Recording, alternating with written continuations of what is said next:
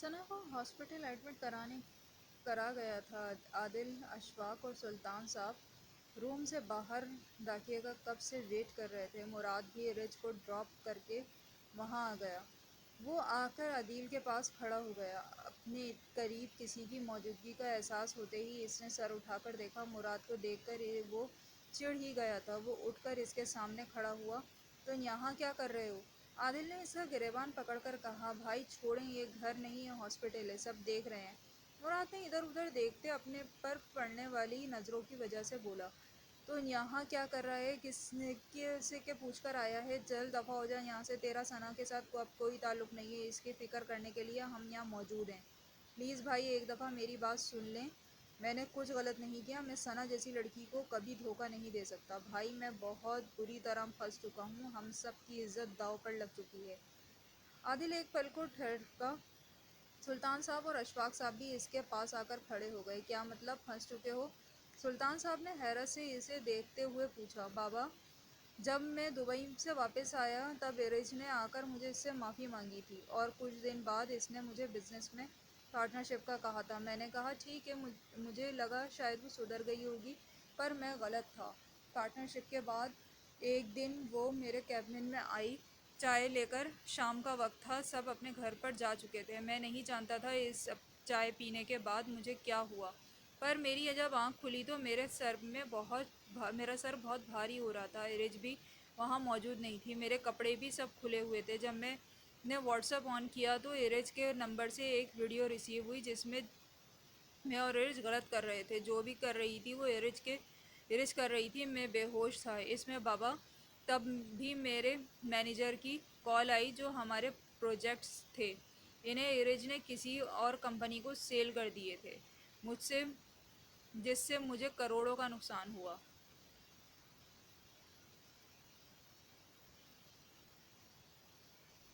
بابا وہ مجھے دھمکی دے رہی تھی اب کہ یا میں اس سے فرینک ریلیشن شپ رکھوں یا شادی کروں، دونوں صورتوں میں مجھے ثنا کے پاس نہیں جانا۔ آپ لوگوں ہی بتائیں بابا میں کیا کروں؟ بھائی میں بہت بری طرح پھنس چکا ہوں، اور آج رات وہ جو فائل دینے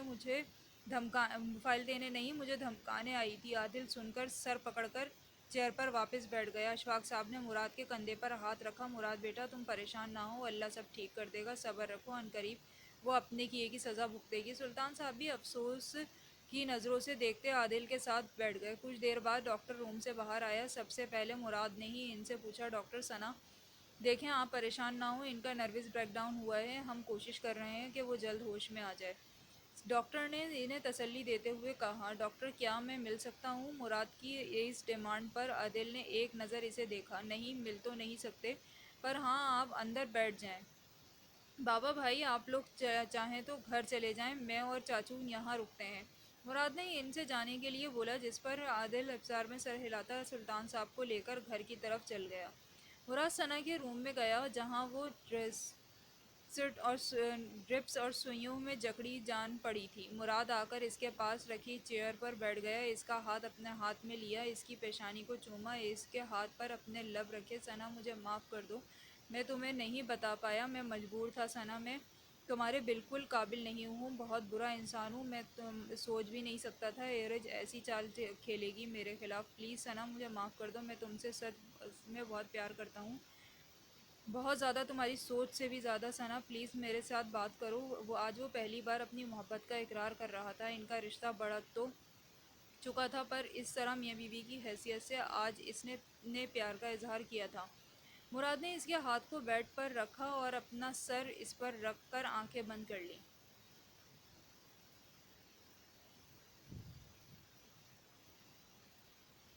حیا کی صبح آنکھ کھلی دیر سے کھلی تھی۔ اس نے اپنی سائٹ بدلے ٹائم دیکھا تو صبح کے 11 بج رہے تھے، اور بھوک تو اسے شدت کی لگ رہی تھی۔ وہ اٹھ کر بیٹھی، اپنے بال سمیٹے، تبھی نظر آہن پر پڑی، جو نہ جانے کب سے آ کر صوفے پر بیٹھا ہوا تھا اور وہیں بیٹھے بیٹھے سو گیا تھا۔ سامنے ناشتے کی ٹرے پڑی تھی جس میں ناشتہ ڈھانپ کر رکھا ہوا تھا۔ حیا نے سر جھٹکا اور فریش ہونے چلی گئی۔ جب باہر آئی تو آہن ویسے ہی سو رہا تھا۔ اب انہیں کیسے اٹھاؤں بھلا؟ ایسے بھی کوئی اکیلی لڑکی کے کمرے میں سوتا ہے؟ عقل ہی نہیں ہے۔ یا اللہ، اسے اب کیسے اٹھاؤں اس جن کو؟ کبھی کہیں بھی کیسے بھی پہنچ جاتا ہے۔ اس نے اپنے ماتھے پر جھپٹ لگاتے ہوئے خود کلامی کی، پھر تھوڑی دیر ادھر ادھر دیکھنے کے بعد آہستہ آہستہ قدم اٹھاتی اس کے پاس گئی۔ آہن، اس نے دھیمے لہجے میں پکارا، آہن اٹھیں۔ اس نے پھر اس کے لہجے میں پکارا، مقابل تک پھر بھی آواز نہ پہنچی۔ کیا مصیبت ہے یہ بندہ، اس نے نام بسورتے ہوئے خود سے کہا۔ پھر اس کے بازو کو چھو کر تھوڑا سا ہلایا۔ آہن، اس سے وہ گڑبڑا کر اڑ کر سیدھا ہو گیا۔ یہ چڑیل لڑکی، جان لوگی کیا؟ اس نے آنکھیں کھولتے ہی اسے دیکھتے ہوئے کہا۔ جان تو میری جان نکل گئی تھی جب آپ کو یہاں اپنے کمرے میں سوتے دیکھا۔ کیا کر رہے ہیں آپ یہاں اور مجھے چڑیل کیوں بولا؟ جائیں میرے کمرے سے، مجھے بات نہیں کرنی آپ سے، چلیں نکلیں فٹافٹ۔ اس کی باتوں پر آہن زریلا مسکرایا۔ ہاں ہاں چلا جاتا ہوں، یہ ناشتہ لایا تھا تمہارے لیے، پر تم تو ایسے سو رہی تھی جیسے صدیوں سے نیند پوری نہیں ہو رہی ہو۔ چلو بیٹھو، میں گرم کر لے کر آتا ہوں یہ سب۔ وہ ٹرے پکڑ کے کھڑا ہوا۔ 2 منٹ میں آ رہا ہوں، ٹیلی ویژن لگا کے دیکھ لو، بور نہیں ہوگی۔ حیا نے افسار میں سر ہلایا اور سامنے سے ہٹ کر اسے گزرنے کا راستہ دیا۔ آہن نیچے ناشتہ گرم کرنے چلا گیا۔ جب ٹیلی ویژن لگا کر دیکھنے لگی تبھی موبائل پر میسج کی بیل ہوئی۔ Hi beauty queen. حیا نے میسج دیکھ کر اگنور کیا اور فون سائڈ ٹیبل پر رکھ دیا۔ پھر میسج کی بیل ہوئی۔ اس نے فون اٹھا کر دیکھا، میسج اسی نمبر سے تھا۔ رپلائی تو کرو، کھا نہیں جاؤں گا تمہیں، ویسے دیکھنے میں تو بہت پیاری ہو، ایک دن میرے بستر پر ہوگی تم۔ حیا نے میسج پڑھا تو اس کے دل کی دھڑکن تیز ہو گئی، پسینے سے اس کا چہرہ بھیگنے لگا۔ وہ موبائل ہاتھ میں لیے اس میسج کو دیکھے جا رہی تھی، جبھی دروازہ کھلا اور اس نے گھبرا کر فون سائڈ پر پھینکا۔ ٹن ناشتہ ریڈی ہے فرینڈز، آہن نے اس کی طرف دیکھے بغیر اندر آتے کہا۔ حیا اپنا پسینے سے بھرا چہرہ صاف کر رہی تھی۔ حیا، اس نے حیا کو دیکھتے ہی قدم تیزی سے اس کی طرف بڑھائے، ٹرے سائڈ پر ٹیبل پر رکھی۔ کیا ہوا حیا، تم ٹھیک ہو؟ وہ لمحے لمحے سانس بھر رہی تھی۔ حیا پلیز مجھے بتاؤ کیا ہوا؟ ہاں وہ میسج آیا۔ آہن نے اس کا چہرہ دیکھتے اس کا موبائل تلاش کیا جو کیبنٹ کے کارنر پر پڑا تھا۔ کون سا میسج حیا؟ میں دیکھتا ہوں، تم گھبراؤ نہیں، اب تک 3 میسج اور آ چکے ہیں۔ مس عادل، تم بہت جلد میرے پاس ہوگی۔ بہت غرور ہے نا اپنی خوبصورتی سے لڑکوں کو پھنسانے کا، اب دیکھو میں تمہیں کیسے کسی قابل نہیں چھوڑوں گا۔ کون ہے یہ حیا؟ آہن نے میسج پڑھتے ہی اس کی طرف دیکھ کر پوچھا۔ مجھے نہیں معلوم آہن، کون ہے؟ پلیز مجھے بچا لیں۔ حیا فکر نہیں کرو، میں تمہارے ساتھ ہوں، تمہیں کوئی کچھ نہیں کہے گا، آئی پرومس یو، تمہارے ساتھ ہوں، کوئی تمہیں کچھ نہیں کہے گا، چلو رونا بند کرو۔ آہن نے اس کے آنسو صاف کر کے اسے تسلی دی۔ آج تمہاری ڈاکٹر سے اپائنٹمنٹ لی ہوئی ہے، ہم آج چیک اپ کے لیے جائیں گے، جلدی سے ناشتہ کرو، باہر جاؤ گی تو تھوڑا فریش فیل کرو گی۔ آہن نے اسے ڈاکٹر کی اپائنٹمنٹ یاد دلائی۔ ہاں آہن، آج نہیں، مجھے کہیں نہیں جانا، آج ہم گھر پہ ہی رہتے ہیں، اس نے ہو کے بھرتے التجائی نظروں سے کہا۔ آہن جانتا تھا حیا ڈری ہوئی ہے اور آج وہ کہیں نہیں جائے گی، اس لیے اسے زیادہ فورس نہیں کیا۔ اس کا فون اپنے پاس رکھ لیا تاکہ اس نمبر کا پتہ لگا سکے۔ حیا ناشتہ کرو ورنہ میں خود تمہیں کھلاؤں گا، پھر کہو گی میں نے غلط کیا ہے۔ حیا نے نفی میں سر ہلایا۔ میرا دل نہیں کر رہا۔ آہن نے گھونٹتے ہوئے خود اسے کھلانا شروع کیا۔ چپ چاپ ناشتہ کرو، ذرا سی بھی آواز آئی نا مجھ سے 2 تھپڑ لگاؤں گا اور ڈاکٹر کو میں چیک اپ کے لیے گھر بلا لیتا ہوں، سمجھی آپ؟ اور آج وکیل بھی آئے گا، ڈیورس پیپر لے کر سائن کر دیجیے گا۔ آہن نے سلائس اسے کھلاتے ہوئے کہا، جس پر اس کے آنسو پھر سے گرنے لگے۔ کتنی عجیب بات ہے نا آہن، جس نے پیار کے ہونٹ کیے اس نے اکیلا چھوڑ دیا، اور جس نے میرے جسم چاہا اس نے پناہ دے دی۔ صحیح کہتے ہیں نا، پہلی محبت ہمیشہ غلط انسان سے صحیح وقت پر ہو جاتی ہے اور دوسری محبت صحیح انسان سے غلط وقت پر ہو جاتی ہے۔ حیا نے ٹرے میں پڑی چمچے کو گھماتے ہوئے کہا۔ اچھا مس حیا، مطلب دوسری محبت آپ کو صحیح انسان یعنی کہ مجھ سے ہو گئی ہے؟ آہن نے شرارتی نظروں سے اسے دیکھتے ہوئے کہا۔ ایسا کب بولا میں نے؟ حیا نے شرم سے چہرہ چھپا لیا اور کہا، حیا مجھے معاف کر دو، بھول جاؤ جو گزرا ہے، ہم ایک نئی زندگی شروع کریں گے۔ آہن نے التجائی نظروں سے میں کہا، کیسے آہن، ایک یقین کرنا مشکل ہے۔ حیا نے اسے دیکھ کر کہا۔ اس کی آنکھیں پھر سے بھرنے لگی تھیں۔ آہن نے اس کا ہاتھ پکڑا۔ حیا اتنی محبت دوں گا کہ آپ پچھلے آپ کے علاوہ کسی پر نہیں کروں گی، اتنی عزت دوں گا کہ کوئی غلط نظر سے بھی نہیں دیکھے گا، تمہارا سایہ بن کر رہوں گا، تم ضروری ہو، اب میرے لیے قیمتی ہو میرے لیے، اور یہ بچہ لڑکی ہو یا لڑکا اسے میں اپنا نام دوں گا، اپنی شفقت میں بڑا کروں گا، باپ بن کر دکھاؤں گا۔ حیا، میں نے اب تک بڑی بڑی باتیں نہیں چھوڑی، میں بولنے کی بجائے کرنا بہتر سمجھتا ہوں، پر چاہتا ہوں کہ تم مجھ پر یقین کر لو، میں سب برے کام چھوڑ چکا ہوں، حیا صرف تمہارے لیے۔ حیا اس کی آنکھوں میں مسلسل دیکھ کر اعتبار کرنے کی کوشش کری تھی۔ حیا نے اس بار میں سر ہلایا اور ناشتہ کرنے لگی۔ فل حالت بھوک لگ رہی ہے، مجھے کھانے دیں۔ صبح اس کی آنکھ کھلی تو سر بھاری ہو رہا تھا، اس نے اپنے ہاتھ پر ہلکا سا وزن محسوس کیا۔ مراد اسے اپنے ہاتھ پر سر رکھ کر سوتے دیکھ کر اس کے ہونٹ ہلکا سا مسکرائے، پر پھر اچانک رات کا واقعہ یاد آیا تو اپنا ہاتھ اس کے سر کے نیچے سے نکالنے لگی، جس کی وجہ سے مراد کی بھی آنکھ کھل گئی۔ ثنا، اس نے اٹھتے ہوئے اس کی طرف دیکھا۔ مت بولو، ابھی تم ٹھیک نہیں ہو ابھی؟ اچھا اب ہوا تمہیں ہوش آ گیا؟ مراد نے اس کا چہرہ ہاتھوں میں لیتے ہوئے کہا۔ اچھا ہوتا میں مر جاتی، مجھے اتنا سب نہ سہنا پڑتا، مجھے معاف کر دو ثنا، میں تمہارا گناہ گار ہوں، مجھے تمہیں سچ بتا دینا چاہیے تھا، میں نے تم سے چھپا کر بہت بڑی غلطی کی ہے، انفیکٹ سب سے چھپا کر غلطی کی ہے، میں ایرج سے بلیک میل ہوتا رہا، میں نے سب کو ہرٹ کیا۔ کیسے بلیک میل؟ ثنا نے حیرانگی میں دیکھتے ہوئے پوچھا۔ وہ میں تمہیں گھر جا کے بتاؤں گا، ابھی بہتر ہے کہ تم میرے بھائی کو معاف کر دو، عادل نے کمرے میں آتے ہوئے کہا۔ ہاں عادل بھائی، یہ آپ کہہ رہے ہیں؟ ہاں یہ میں کہہ رہا ہوں، کیونکہ میرا بھائی بے قصور ہے۔ ثنا، بچے تمہیں سب بتا دیں گے، پر پلیز اسے معاف کر دو۔ ثنا نے نم آنکھوں سے دیکھا، جس کی آنکھوں سے ثنا کے لیے آنسو گر رہے تھے۔ اس نے کبھی مراد کو روتے نہیں دیکھا تھا، پر اس کے لیے وہ پہلی دفعہ رو رہا تھا، اس کے سامنے، اپنے بھائی کے سامنے، پھر کیسے نہ کرتی یقین اس پر؟ ٹھیک ہے، اس نے آہستہ سے آواز میں کہا، جس پر مراد نے مسکرا کر اسے دیکھا، اس کی پیشانی کو چوما۔ بھائی، ڈاکٹر کو بتا دیں ثنا کو ہوش آ گیا ہے۔ مراد نے عادل سے ثنا کے ہوش میں آنے کی خبر ڈاکٹر کو دینے کو کہا تاکہ وہ چیک اپ کر کے بتائے کہ ثنا کب گھر جا سکتی ہے۔ عادل ڈاکٹر سے بات کرنے گیا تو ثنا مراد کا ہاتھ پکڑا۔ مراد، مجھ سے کیوں چھپایا آپ نے؟ میں تو آپ کی ہمراز ہوں نا، آپ کیسے مجھے اپنی پرابلم سے دور رکھ سکتے ہیں؟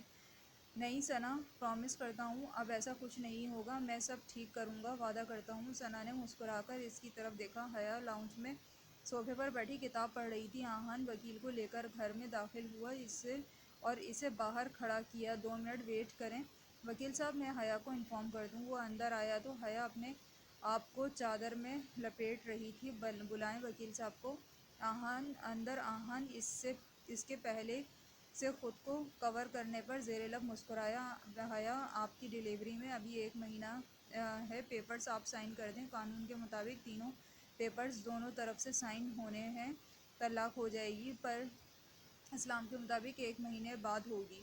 وکیل نے ساری تفصیل سے اسے آگاہ کیا۔ جی وکیل صاحب، کوئی مسئلہ نہیں ہے۔ وکیل نے پیپر حیا کو دیے، اس نے تینوں پیپر سائن کر دیے، اور اب اس پر عدیل صاحب کے سائن چاہیے، انہیں کورٹ کی طرف سے پیپرز ریسیو ہو جائیں گے، آپ کو اب انتظار کرنا ہوگا۔ حیا نے سر ہلایا۔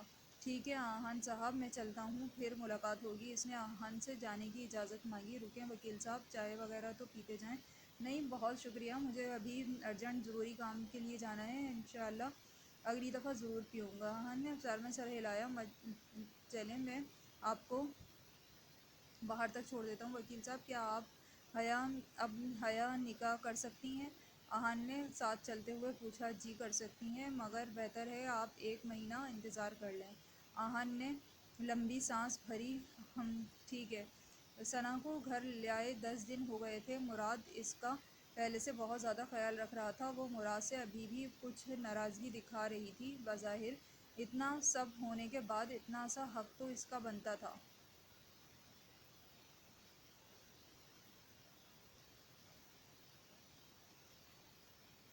مراد دوپہر کا کھانا لے کر اس کے کمرے میں آیا۔ وہ بیڈ پر ونڈو کی طرف کروٹ لیے بادلوں کے چہرے بدلتے دیکھ رہی تھی۔ مراد کو دیکھ کر اٹھ کر بیٹھ گئی۔ مراد نے کھانا اس کے پاس رکھا اور خود بھی پاس بیٹھ گیا۔ کب تک ناراض رہوگی مجھ سے؟ میں مجبور تھا ثنا، میں تم سے بہت پیار کرتا ہوں اب۔ شادی دو لوگوں کا کھیل ہے، ایسا جس میں ہمیں من چاہی محبت نہیں ملتی، پر ایسا بھی نہیں کہ ہر دفعہ من چاہی محبت ہی ٹھیک ہو۔ شادی کے بعد جو محبت ہوتی ہے اپنے بیوی سے، اپنے شوہر سے، اس کا اس دنیا میں کسی بھی محبت سے کوئی مقابلہ نہیں۔ میری ذات اب تم سے وابستہ ہے، میں تمہارے علاوہ کسی کا سوچنا گناہ سمجھتا ہوں۔ پلیز ثنا، مجھے معاف کر دو، میں ہمیشہ تمہارے ساتھ رہنا چاہتا ہوں۔ کب ثنا سے سر جھکائے اس کی باتیں سن رہی تھی، اس کی آنکھیں نم تھیں۔ وہ پھر آپ کو بلیک میل کرے گی؟ ثنا نے اٹکے لفظوں سے کہا۔ مراد نے اس کے ہاتھ کو اپنے ہاتھ میں تھاما۔ نہیں جان، مراد اب بابا جانے اور ایرج نہ مجھے نقصان پہنچا پائے گی نہ تمہیں، بھول جاؤ وہ سب کچھ۔ ثنا نے افسار میں سر ہلایا۔ چلو کھانا کھاتے ہیں۔ مراد نے سیدھے ہوتے ہوئے بیٹھے ثنا کو کھانا کھلانا شروع کیا۔ وہ کچھ حد تک مراد سے مطمئن تھی۔ اب وہ جانتی تھی کہ اس کی فیملی اسے کبھی اکیلا نہیں چھوڑے گی۔ مجبوراً اس نے مراد پر اعتبار کرنا ضروری سمجھا۔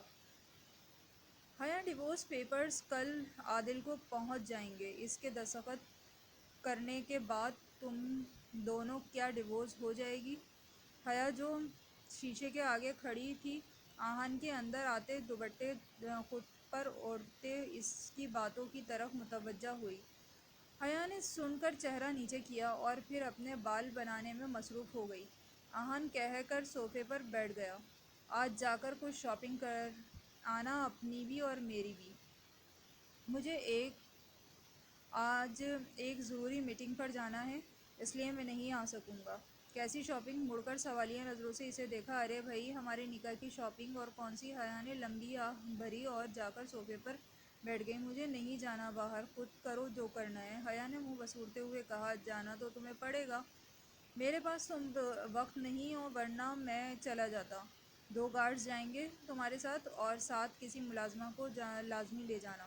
حیا نے تنکھی نظروں سے گھور کر اسے دیکھا۔ اب غصے سے دیکھنا بند کرو اور جا کر تیار ہو جاؤ، دن کے اجالے میں جاؤ اور جلدی واپس آؤ، آہن نے موبائل میں مصروف انداز میں کہا۔ حیا مجبوراً اٹھی اور وارڈروب سے کپڑے لے کر واش روم میں چلی گئی۔ آہن بھی اٹھ کر نیچے چلا گیا۔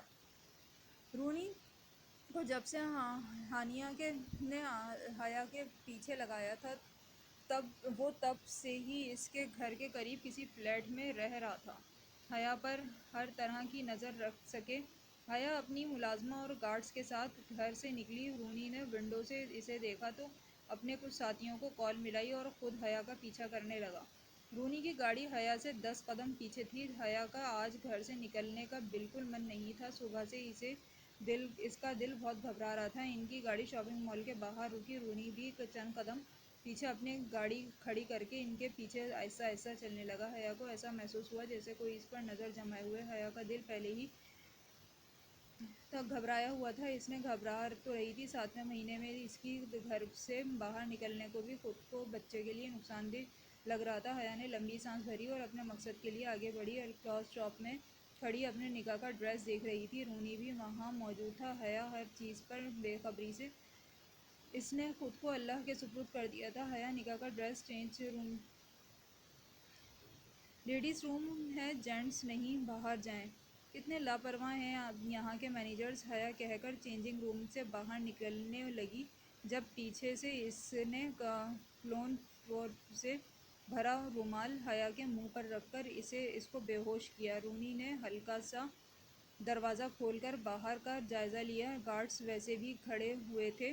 رونی نے حیا کو عبایا پہنایا اور موقع دیکھ کر حیا کو کھڑا کر کے روم سے باہر لے گیا۔ عبایا کی وجہ سے اسے کوئی نہ پہچان سکا۔ رونی گارڈز کی ناک کے نیچے سے حیا کو لے کر غائب ہو گیا۔ حیا کو چینجنگ روم میں گئے تقریباً آدھا گھنٹہ گزر گیا تھا۔ ملازمہ کو کافی فکر ہوئی۔ تم دونوں یہیں رکو، میں میڈم کو دیکھ کر آتی ہوں، ابھی بھی روم سے باہر نہیں آئی۔ وہ گارڈز کو کہہ کر چینجنگ روم کی طرف گئی۔ اس نے دروازہ کھٹکھٹانے کے لیے ہاتھ بڑھایا تو دروازہ خود ہی کھلتا چلا گیا۔ اندر دیکھا تو ڈریس وہیں پڑی تھی اور حیا وہاں نہیں تھی۔ ملازمہ بھاگ کر گارڈز کے پاس آئی۔ سنو میڈم وہاں نہیں ہے۔ گارڈز ایک دم الرٹ ہو گئے۔ انہوں نے مال میں تلاش کرنا شروع کیا۔ رونی نے حیا کو گاڑی کی پچھلی سیٹ پر بٹھایا اور لے کر چلا گیا۔ گارڈز نے رونی کو حیا کی گاڑی میں بیٹھتے دیکھ لیا تھا۔ جتنی دیر تک وہ نیچے پہنچی رونی کی گاڑی تیزی سے غائب ہو چکی تھی۔ گاڑی نے آہن کو کال ملائی۔ گارڈز نے آہن کو کال ملایا، سر کوئی آدمی حیا میڈم کو کڈنیپ کر کے وہاں سے لے کر چلے گئے ہیں۔ ہم نے بہت کوشش کری ہے اس کو پکڑنے کی، پر وہ چینجنگ روم سے لے کر غائب ہو گئے ہیں۔ یہ کیا بکواس کر رہے ہو؟ آہن اپنی میٹنگ کے درمیان ہی چلا اٹھا۔ سب اس کی آواز سن کر پریشان ہو گئے۔ مجھے حیا شام تک اپنے گھر چاہیے، کیسے بھی کر کے اسے ڈھونڈو۔ میں آ رہا ہوں ابھی۔ The meeting is over۔ پر سر ایسے کیسے؟ I said say meeting is over۔ آہن چلا کر میٹنگ روم سے باہر نکل گیا۔ وہ سیدھا اول کے گھر میں گیا۔ عادل باہر نکل۔ عادل جو کہ اپنے کمرے میں بیٹھا چائے نوش فرما رہا تھا، مردانہ آواز سن کر کمرے سے باہر نکلا۔ آہن یہ شریفوں کا گھر ہے، یہاں اس طرح چلانا بند کرو۔ عادل نے آہن کو دیکھتے ہی چڑھتے ہوئے بولا، اوہ شریفوں کا گھر، ریلی؟ جو گھر آدھی رات اپنی بیوی اور بہو کو گھر سے بغیر وجہ کے نکال دو، وہ گھر شریفوں کا نہیں بیگرتوں کا ہوتا ہے، اور تم ابھی ان میں سے ایک ہو۔ تم بدلے کی آگ میں اتنا جھلس جاؤ گے، حیا کو ہی کڈنیپ کروا دو گے، میں سوچ بھی نہیں سکتا تھا اتنے گرے ہوئے ہو کہ تم۔ عادل اس آہن کی بات سن کر تہش میں آ گیا۔ عادل نے سیڑھیاں اترتے آہن کا گریبان پکڑا۔ ہاؤ ڈیئر یو باسٹرڈ، دفعہ ہو جاؤ میرے گھر سے۔ ہو جاؤں گا، پر اس سے پہلے مجھے حیا چاہیے۔ میں اچھے سے جانتا ہوں اسے تم نے غائب کروایا ہے۔ ہانیہ جو کہ دور کھڑی ان کی باتوں کا مزہ لے رہی تھی، مسکراتے ہوئے اپنے کمرے میں گئی۔ رونی کو فون ملایا 4-5 کالز کرنے پر، جب کال نہ اٹھائی گئی۔ اب یہ فون کیوں نہیں اٹھا رہا؟ لگتا ہے خود ہی جانا پڑے گا۔ آہن دفعہ ہو یہاں سے، میرے گھر سے۔ مجھے نہیں پتا حیا کہاں ہے۔ سو کائنڈ، نہ خود کا اپنا ٹائم ویسٹ کرو اور نہ میرا۔ عادل کان کھول کر سن لو، حیا کو تو میں تلاش کر لوں گا، پر اگر اس میں تمہارا یا تمہارے گھر والوں میں سے کسی کا بھی ہاتھ ہوا تو مجھ سے برا کوئی نہیں ہوگا۔ آہن عادل کو وارننگ دے کر چلا گیا۔ حیا کی کڈنیپنگ کا سن کر عادل بھی سکتے میں آ چکا تھا۔ وہ خود بھی نہیں سمجھ پا رہا تھا کہ حیا کو کڈنیپ کس نے کیا ہے۔ کہانی ابھی جاری ہے۔ چینل کو سبسکرائب کرنا نہ بھولیے گا، ویڈیو کو شیئر کریں اور لائک کریں۔ بہت شکریہ۔